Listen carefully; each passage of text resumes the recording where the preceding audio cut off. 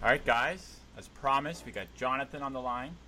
Um, so, Jonathan, for the audience who may not know who you are, maybe give a little intro as to exactly who you are, what you do. I did mention a little bit earlier for the listeners that you are a mentalist, but maybe for people who don't know what that means, kind of go into that a little bit. All right. So, yeah, basically, long story short, I've traveled the world as a mind reader, right? So basically, think of it like a magician that graduated to doing mind reading tricks. And that's basically what a mentalist is.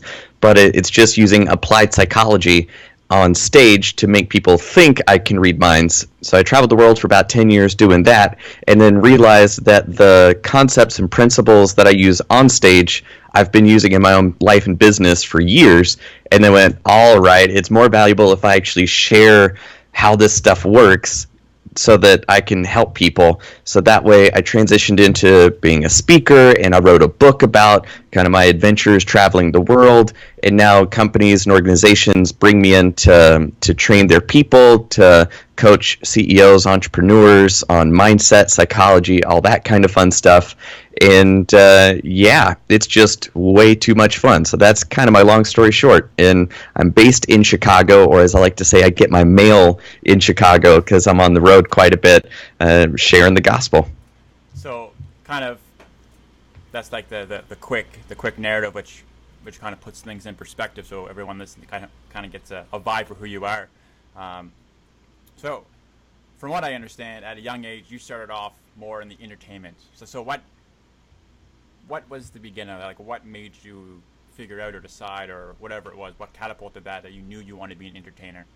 It was a couple different things, mainly on the physical skills side of things. I learned how to juggle when I was 13 and got plugged into a summer program, and the director of that program was a retired street performer of 20-something years in South Florida. He retired up to the mountains of North Carolina, where I grew up, and we hit it off. He taught me how to juggle fire when I was 13, and from there I just learned whole bunch of interesting skill sets.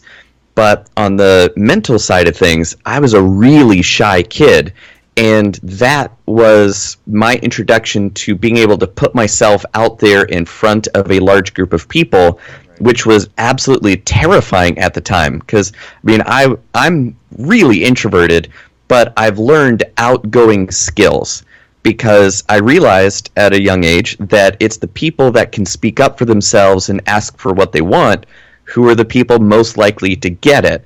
So I realized that if I were not going to speak up, then I would always be in the background. So it was just kind of recognizing that, well, I need to be able to advocate for myself, and I'm going to need the skills to be able to do that, which is public speaking, communicating, connecting with people, rapport, self-confidence, all the mental side of things that gave me enough oomph to actually go for these crazy ideas in the first place. So it was being an entertainer was the way that I learned how to step outside my shell, because I had my mentor say, all right, here's my script that I've used for years. You say these things in this way, you're going to get the laughs, and try it out and you'll see. And then I saw that, wait, I use his recipe, I get his results, and then that was my bedrock kind of script that I knew I could always trust. So I just trusted the process, and once I understood that inside and out, I could start deviating from the script and kind of try some improv or a witty line here and there, and if it worked, all right, I keep it and I integrate it, but if it doesn't work, well then I know I can always go right back to the script that I know for a fact works. So I just recognized the value of a mentor-mentee relationship really early, and since then have had amazing coaches my whole life. Well, I think two things you kind of bring to my attention. One, you were juggling fire at 15. Like, were you not the coolest kid in school? You would think so, but I was a weird kid, right? Because right, and to me it was more interesting to play with expectations. And why do we all need to shake hands when we meet? Why can't we all just like shake each other's foot? You're like wacky stuff like that. So, but I was so far out there that I recognized, well, if I'm going to stay out there, it's going to be really difficult to connect with other people. So I recognized that to be truly different doesn't mean just being different for different sake. Like, I'm going to try to eat soup with chopsticks. Like, that doesn't make sense. Like, I'll still use a spoon like everybody else, but where it matters, it'll be fundamentally different. Like being able to not follow the standard social narrative of go to school to get good grades, go to college to get a good job, and then retire with the gold watch with 2.54 kids. I think that's super undervalued, just that process, that school. Hey, I will never knock going to school. I will never knock that. But I just don't like the narrative that it's for everybody, and that's the way to success, because I don't believe that's true. And I would probably think there's a lot of people out there who would agree with me. But if you are listening and you are going to school, just make sure that it's for the right reasons. And you know what? I went to school for something I didn't enjoy, but you know what? It made me who I am today, so I have no regrets on that, right? It's the journey. But one of the things you did bring up that I think is important, because this whole thing is like on the podcast, it's it's people's journeys to growth and like things that they've done. You brought up mentorship. I think that's something really important to talk on, because that's not something that the average Joe really even thinks about. And I think what you search for is what you'll find. And if you're really not looking for a mentor, you're not ever really going to get one. Sometimes it'll happen on accident, and like, I envy you, like, awesome for you. But just speak to the importance maybe of mentorship and what that meant for you and how that kind of got you to where you are now. It's the way of condensing a lifetime's worth of insight and wisdom into a couple years.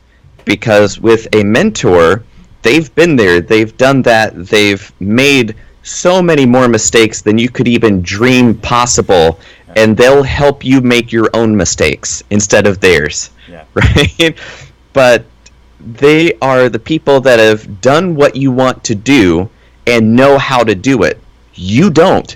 So you could spend the time to do it the hard way, or figure out how to make a mentor take you under their wing. Because just because you want their advice or their insight doesn't mean that it's worth their time to give it to you. So you've got to figure out how to be valuable to an incredibly valuable mentor, and then be somebody worth coaching, right? Because so many people go, well, okay, I don't need a mentor. I've got really good friends. I don't need a coach. I don't need somebody telling me what to do. And I always like to point out, so what you're telling me is that you are so good at what it is that you want to do that you're better than Olympic athletes. Yeah, so you're beyond Olympic level skill set here, right? So that's what you're telling me. Oh, well, no, but I'm just okay. All right.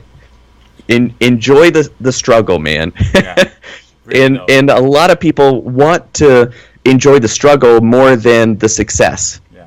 And it's the weirdest thing. Well, actually, I think it was maybe, I don't know, Tony Robbins, someone like that I was listening to a few years back, and something that always kind of stuck with me is it was a financial thing, and it was, people say they want to be millionaires, but they'll start taking the steps, and once it starts becoming reality, they actually sabotage themselves so that it doesn't happen, and it's super subconscious. And I always kind of had that in the back of my mind, wondering like, man, am I doing this right now? And obviously, this is where, I do believe your circle of influence is super important. So your friends say you need to be there, but kind of this is where that mentor coach, I think, is so important, that you find someone like this.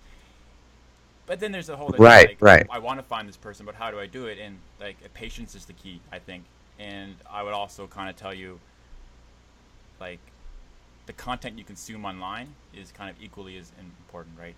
It isn't everything. Absolutely. Not everything needs to be, motivational and educational, but some of the stuff should be,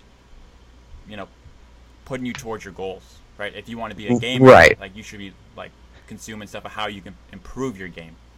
Right. Well, for me, the motivational stuff is a racket. I have a fundamental disagreement with motivational speakers and anybody who claims to be a motivational coach or anything like that, because you know what? Motivation is the worst way to get results, because what you're doing is predicating your ability to create something in the world based on a feeling, on an emotion.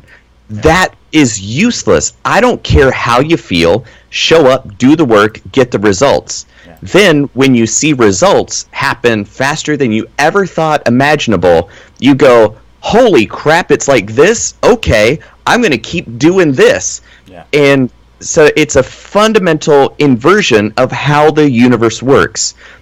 Motivation doesn't get you results. Results get you motivated. So figure out how or what it is you need to do to get the things you want out of life, and then you're naturally just going to keep doing that because it works. That's it. So you don't need any motivation. You need zero motivation. I don't care how motivated or not you are. When you start figuring out what works, you're going to do that because it's getting you what you want. Yeah. And to the point of that it's the subconscious sabotage, that's where an expert in human psychology like, a mentalist comes into play. Because to find one of those. Yeah, man, where are they? Because here's the deal. On stage, what I'm doing is I'm creating an environment and a context for people to make logical assumptions about what it is that they're seeing. And then I show them that those assumptions aren't true, right? So mystery performers, whether it's a mentalist or a magician or a hypnotist, what they do is they understand how the human mind works inside and out, how we navigate fundamental reality. And the audience has no experience with that, so they're not even conscious of those processes that are in play that have to be going in order for a magic effect to work. So once you understand how magic works and why magic is even possible, you're starting to understand the fundamental mental processes that you can't even be consciously aware of, but how they dictate how you see the world, the assumptions you make about other people's intentions, the capacity for your own achievement. Everything is predicated by this matrix, this substrate of assumptions about how you think the world works that dictates what it is you're going to find in your daily experience. So it is on a fundamental level so deep in there that it's really difficult if you've never dipped your toe into this world. It's really difficult to appreciate how big an impact this has on your life. But when you can take a step back and then you see the whole process laid out in front of you, you start to realize how big this issue is. But once you understand how it works, now you can make it work for you instead of just operating on autopilot in whatever direction you're used to letting it happen, because if you're not in control, it's in control. So is this what you do? Is this kind of what you're doing right now? Is kind of like dissembling this mindset for people, trying to help them, get on the right path? Exactly. Basically, I show people how to make the most out of what they already have. Right? Because if you're listening to this conversation right now, you're already as smart as you need to be. You've got enough IQ points to navigate reality. Okay. But every time that you think, oh, I don't have enough resources or I don't have this, every external issue is actually a function of you not being able to make use of what you already have. And the example I like to point to is from myself when I was in junior high. I hounded my parents, and they finally got me a skateboard from Walmart. And I could use it to go back and forth, but I couldn't do any tricks on it. And I blamed the skateboard. I was like, it's a piece of crap Walmart thing, but if I had a really good skateboard, then I could do tricks. And I knew that was the issue until my brother, one of his buddies, came over and just tore it up. Like, he could do everything on that stupid board. And I realized I had to own up. Nope, it was me. I didn't have the skills. It wasn't the skateboard. So I call it blaming the skateboard when people point to, well, I don't, external issue A, external issue B. Nope, it's that you don't understand how your mind works. In a specific example to that is people go, oh, I have a horrible memory. No, you have a fantastic memory. You just don't understand how your memory works and make it work for you. And I think it's so funny that you bring that up.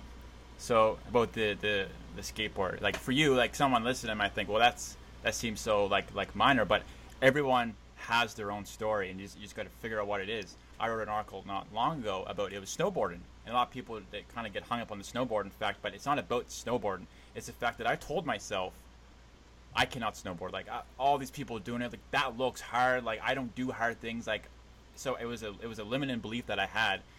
And then when I went out with my buddy, he kind of forced me, and I did it. It was like this huge mental shift.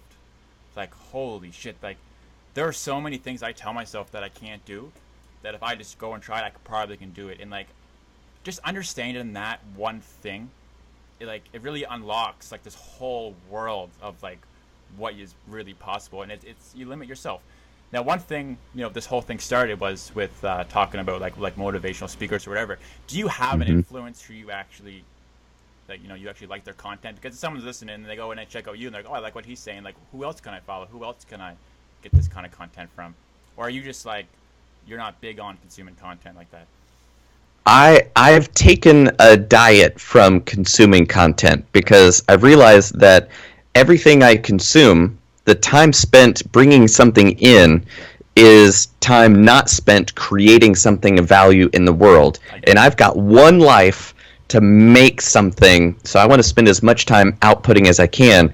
But I would say the biggest influencer I've had in this kind of space is a guy that's dead and gone, but his name is Buckminster Fuller. Okay. His thinking is so incredible, and everything he says is basically genius level. It's so dense that it takes a long time to work through it, but he is a genius on a whole nother level. Gotcha. So that'd be someone worth checking out if you're interested in doing more with less. Gotcha. Then he's your guy. So shift gears really quick here. A little birdie told me that you were on America's Got Talent. I was, yeah. Like, so how did first of all, how did you get there, and what was it like being there? Okay, so one, it was awesome. It was grueling, and it was a fantastic learning experience. So I got on because the show producers, the America's Got Talent show producers, want performers that can do a good job. Yeah. And they know where to find them. They go to the agencies that supply entertainers to the college market, to corporate markets, all that kind of stuff. So there's kind of this shadow realm. The public who watches the show sees everybody in line. And the assumption is that everybody stands in line. Well, you don't actually, because if the producers know you've got skills, well, they don't want to waste your time making you stand in line because they know you're going to do a good job for them. So they'll schedule up your time, but it's still an all-day event. So it was several years ago, and they came through here in Chicago, and I went through the first 2 or 3 rounds there in the same afternoon. So you go in, do what you do, and it's 2 guys and a table and 1 camera guy. And then you do your shtick, and then they go, could you do that again in a little while? You're like, yeah, sure. So you go to a holding room for an hour, and then somebody else comes and goes, hey, Jonathan? You're like, yeah, that's me. All right, come with me. And you go, all right, I guess I'm going with them. So you go to a different room, and now there's 8 people behind a table and 2 cameramen. You go, awesome. I guess the stakes are getting higher, right? So basically all day you're following different production assistants. Somebody shows up, tells you you're going with them, and then you go with them. And then you do your monkey dance, and you go where they tell you to, and that's it, right? So what were you doing? Like, what was your... I would get a volunteer up, put a paper bag over their head, give them a stick with 5 different colored balloons on it, and then I would face away from them, put a paper bag over my head, and then psychically send them a color to pop. And then that would be the color that they would pop with a safety pin that I would give them, right? So they shake it up so both of us have a bag over our head. And that stupid human trick got me on stage in front of Howard Stern, Heidi Klum, Mel B, Howie Mandel, and 2 or 3, I can't remember if it was 2,000 or 3,000, but it was 1,000+ people live there in the auditorium. And that was the New York round. Yeah. And I got 3 out of 4 yeses, so that was great. And then you just keep filming after that. They're like, so how does that feel? You're like, I feel amazing, right? And so I'm standing off stage about to go on, and you're sitting there thinking, okay, this is going to go out to millions of people, and there are thousands of people right here, and there are 4 judges that are just going to be sitting right there judging me. Yeah. That's a lot of pressure. That's a lot of pressure. And a shy North Carolina kid that grew up in a single wide trailer on a dirt road, how in the world do you get there? Yeah. And to think that's a good idea? And not only that, actually enjoy the experience. Yeah. So I'm standing right there off stage, and I go, you know what? This is what I do. This is exactly what I've dedicated my life to doing. Yeah. All right, let's go.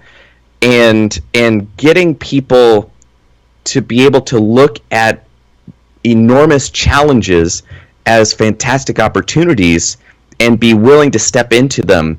It's all about mindset, man. Yeah. It's all about how do you not psych yourself out of having these amazing opportunities? How do you create them for yourself in the first place? How in the world do you have enough gumption to how dare you even think about dreaming that big?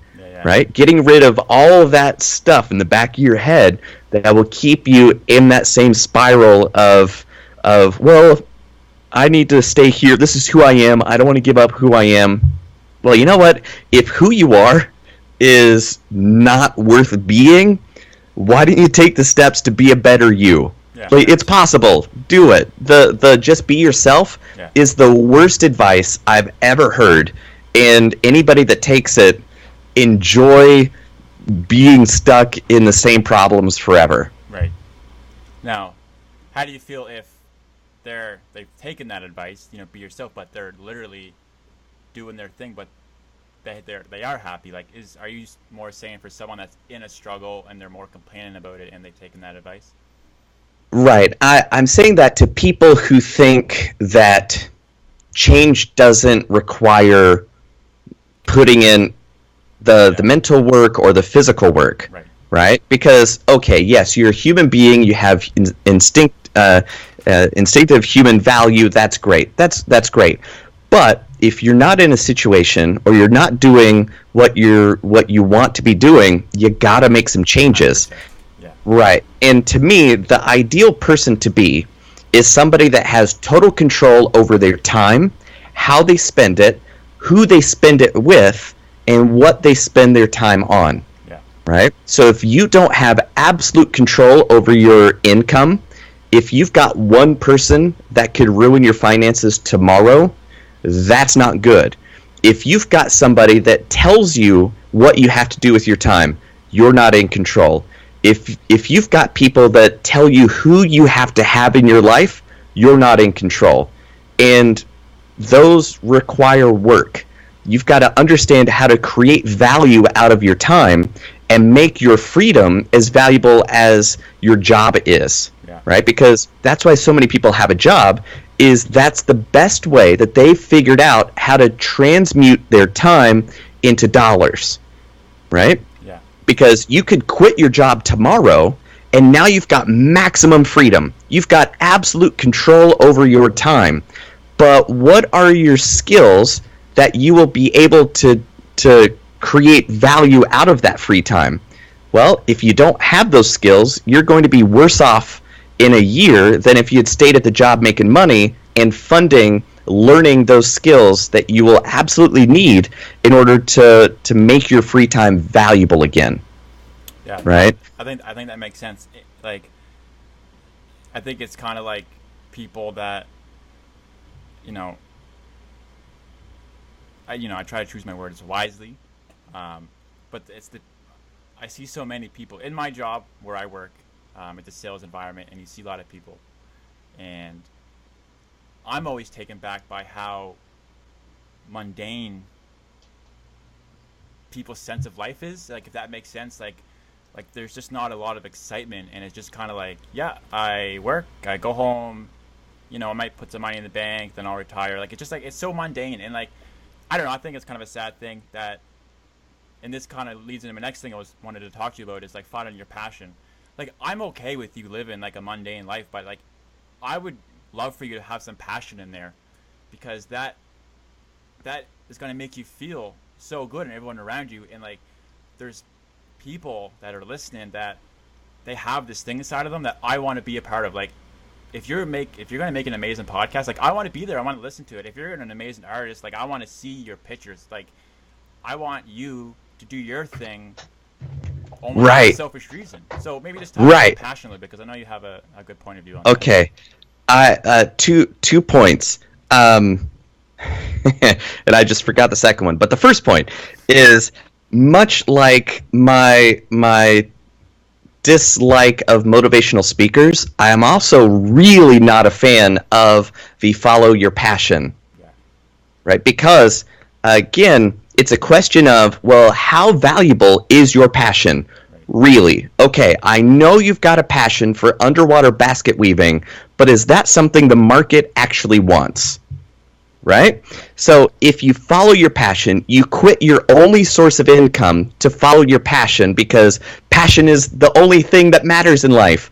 Well, you know what? Eating is important. Being able to fund adventures is important, right? So if following your passion means losing out on your sole source of income, but you don't have a way to monetize, or the market doesn't want to monetize your passion, then following your passion is awful advice.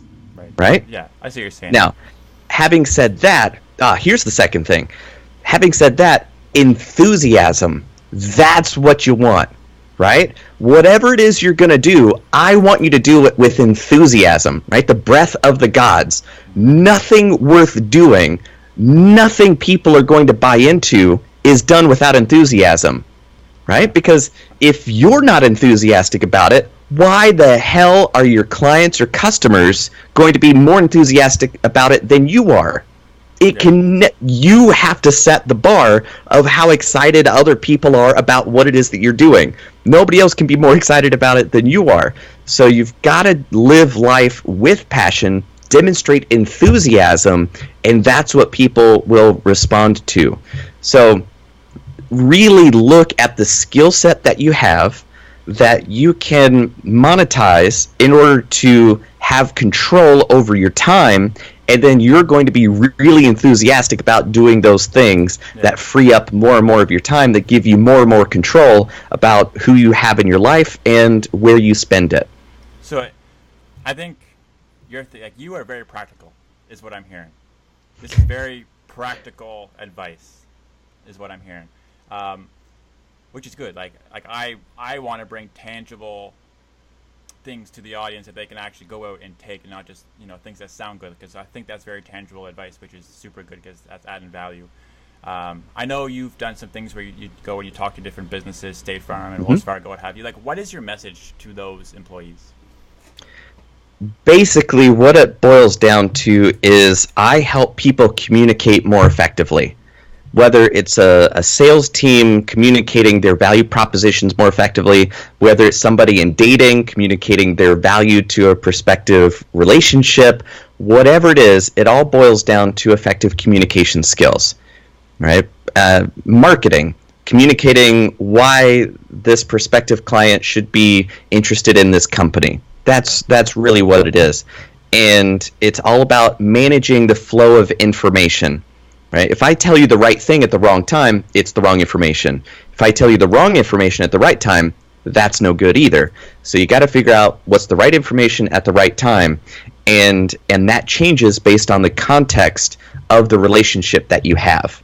Right? But it's applicable to everybody because, well, it's human interaction. Right? Business is just human interaction with dollars thrown in. That's all it is. So what's the general consensus, like the feedback that you get after talking to these guys about this? The number one thing I hear that is just music to my ears is, I've never thought of it like that. Yeah. You know what? Right? Just us speaking now, I've had a few moments like that already, so I know where they're coming from. Yes, outstanding. Right, because life, our experience, the universe, is two parts. It's physical, it's mental. And in my background, it's like, well, I've spent my life learning the mental part of it, and I understand it so well I can make people believe I can do the impossible. Right. But to me, it's just another day at the office. Yeah. So that's a huge lesson. Whatever it is you out there in podcast land are telling yourself it's impossible, well, if somebody's done it, it's possible. Yeah. It's just impossible to you. So the impossible is only for the audience. For the magician, again, it's just, here's the strategy I need to make it happen. So that's the mental part of it, right? So I'm literally world class at understanding how the mind works. There are few people in the world that understand it as well as I do. On the other side of it is the physical. Well, that's why I've been doing Kung Fu for years, right? You can think about all this stuff as much as you want, but you know what? When a fist is coming at your face, I don't care how you feel about it. I don't care how motivated you are. I don't care how much you wish it weren't coming at you. It's coming at you. Yeah. So you better do something to change the inevitable outcome. So that's why I lean so heavily on the practical side of things is, all right, I just have to change your mind enough to believe that you've got to do something different than believe something different. So that's really the only belief I have to change, is that I don't have to do anything. I just have to dream something different. No. What are you doing that's getting you the results? Because that's what karma is. Yeah. It's the law of cause and effect. What are you doing that is getting you the results that you're currently getting? Whether that's good or bad, you're causing it. So if you want to change that, you've got to change what you're doing, because so as you sow, so you shall reap, right? Yeah. Is that, I'm a professional communicator, everybody. Don't try this at home, right? But how in the world can you expect to plant corn and get squash? Yeah. You can't do it. So the results you're getting are directly the consequences of the actions that you're taking. I don't care how much you wish it weren't that way. I don't care how much you hope it'll be something different. Nope. You need to look at what you're doing, which is causing what you're getting, and if you want something different, you got to do something different. But I don't even know where to start. A mentor, read something, right? Learn from the people who don't have your problems. Yeah. That's it. Two things that kind of come to mind I want to bring up. One, have you read Think and Grow Rich, Napoleon Hill? I have, and that was a huge honor to me. Was somebody called the book that I wrote about all this stuff, called Think Like a Mind Reader. Somebody was like, boy, this is kind of like Think and Grow Rich from the perspective of a mind reader, because what I was like, you're talking and I'm thinking, because that was one of the books, like when he talks about like the subconscious mind, I was like, okay, there's something here. And that's something that, for anyone listening, hit me out, we can have that discussion, because that could go on for a long, long time.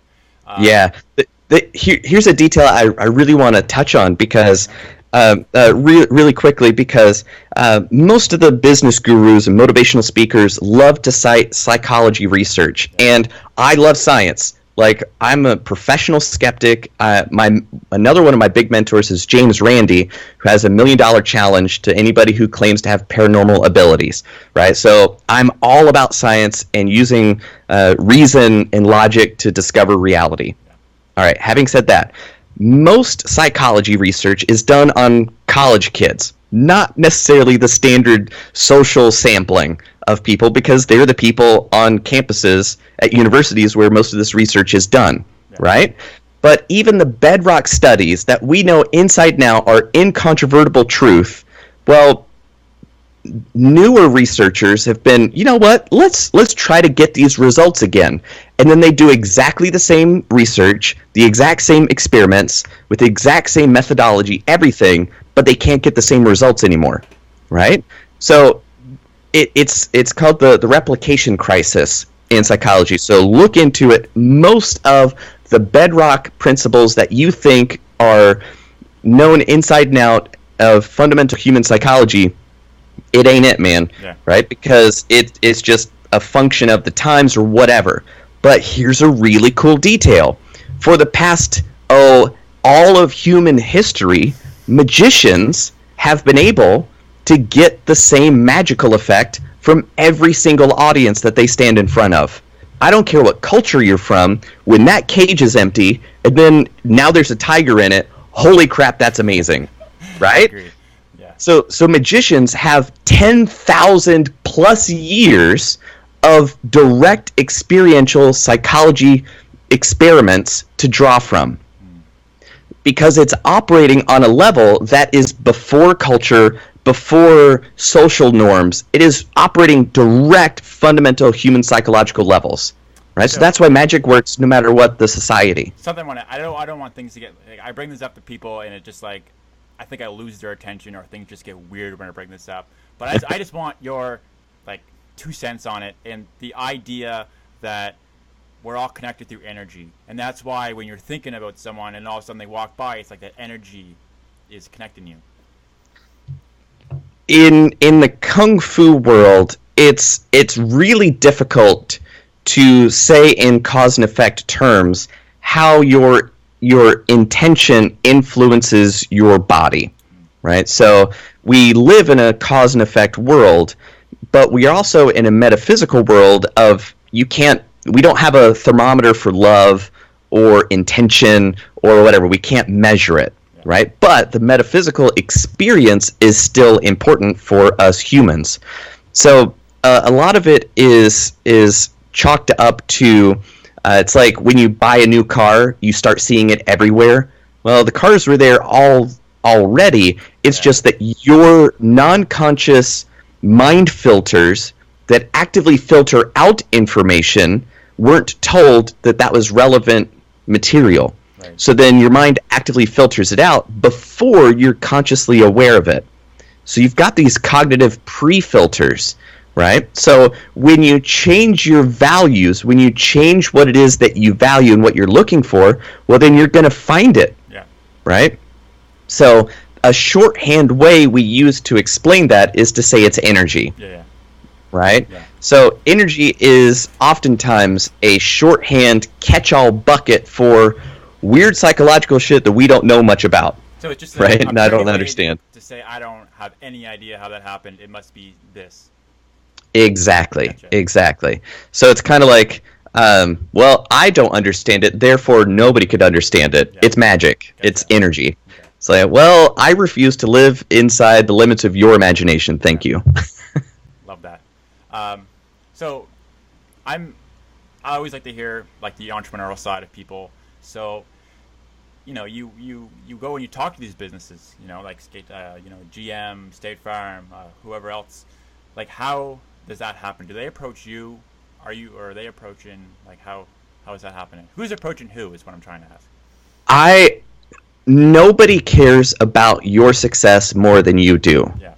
And in the entertainment world, again, it's it takes 10 years to make an overnight success, right? So to get to the point where people are calling you takes at least a decade's worth of you calling them, you putting yourself out there. So if ever. Yeah, exactly. If ever. Like, most people never get there, right? The household names are the atom at the top of the pyramid of skills. Like, that's it. That's how many of them there are. So basically, I find ways to be of value to the people who hire me do business with. Right. So I discover ways of, like, I would say, here's how to do networking. If you have to introduce yourself, you've already lost. Like, that's it, right? I want every single person in the room to know who I am. How in the world do you do that? Well, be the speaker at a conference where these people are.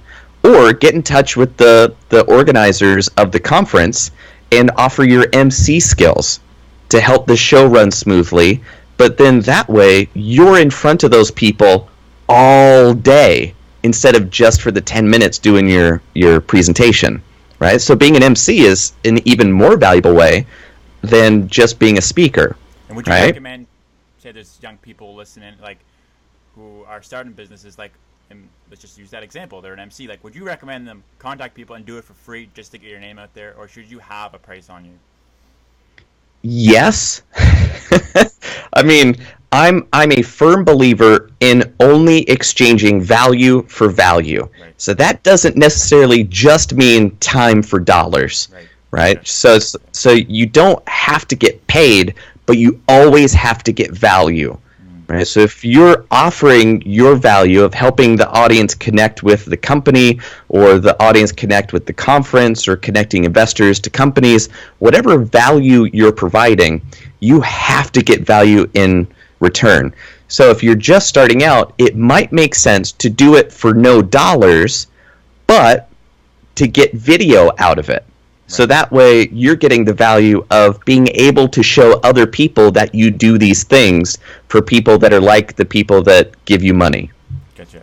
So basically, it's value. It's a value exchange, and just break out of that concept that everything needs to be time for money, because you're actually just building a foundation for yourself here. So I like that. Exactly. I think that makes a lot of sense. So your book, Like a Mind Reader, maybe just tell us a little bit about that. It was released in 2017. Am I right to say that? Yes. Yeah. So we're going to be coming up on the anniversary, I think, in November. So the way that came to be was I did college shows for a good 10 years, and I still do them occasionally. I mean, I'm not going to say no to good money, right?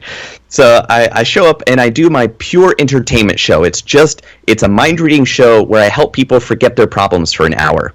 Right? But I showcase them. I make the audience members the star of the show, because as a mind reader, I could tell you what I'm thinking, but that's not amazing, right? So it's only if I can tell the audience what they're thinking, that's pretty cool.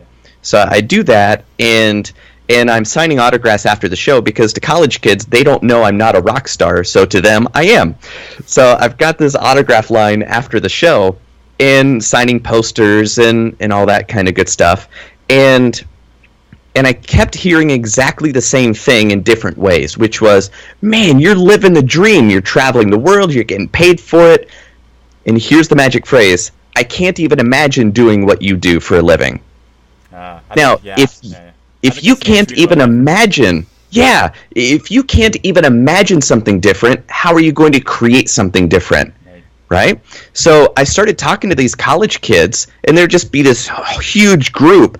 And I'd be like, here's how I think about things. Here's how I grew up. Here's how my mentors helped me. Here's how I make decisions. All of that. Those were my de facto first coaching clients. I didn't know that at the time. I was just sharing my enthusiasm for living the way that I live. I didn't recognize that it was so unique and different from almost everybody else in the world. Right? So I started sharing just how I see things. And then a couple years after that started, I got emails back from folks going, hey, thank you so much for taking that 10 minutes back in the day to give your advice. Here's what I'm doing now, and it's made all the difference in the world. And that's when it clicked. Holy crap, this stuff has value. It really helps people make a difference in their life, and to step outside the narrative that's locking them into a life that they don't want to live. And they're not even aware of it. So I realized, all right, this is actually valuable.